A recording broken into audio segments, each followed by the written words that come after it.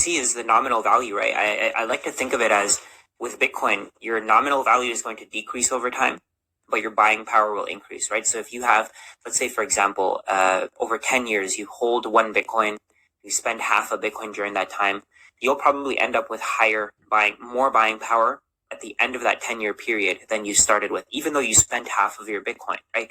With real estate, with stocks, you can keep your real estate, you can keep your stocks, you can keep getting your 3-4% cash flow, but you're going to end up with a lot less real value than you began with, right?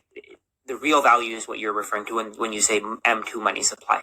When you have those stocks in real estate, you're losing value. I actually spoke with somebody yesterday. He was saying he's in Pakistan, so he invested in real estate in Pakistan.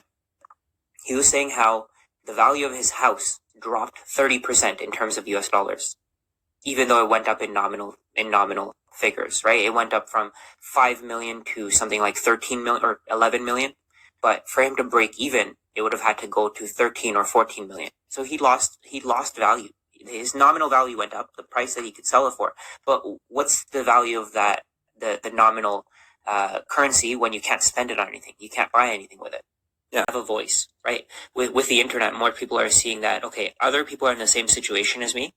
It's not my fault, right? Even if they're sipping a $6 coffee, for example, if you were to save $6 a month or $6 a day for a month, you'd have 6 times 30, $180, right? You'd have $180. At the end of the year, you'd have $2,400, right? You wouldn't even have you'd have $2,200, right? Yep. $2,200 saved for 10 years, $22,000. For 100 years, you have $220,000. Right now, a down payment is something like $200,000 on a house, right?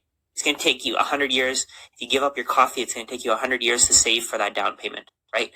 Yeah. Instead of, most people, see, the thing is, most people don't understand that you have to buy stocks. You have to buy something more scarce than the currency that you have, because they think that currency is the most scarce thing you can have, right? They don't see it as this currency is losing value because we're not taught that it's losing value.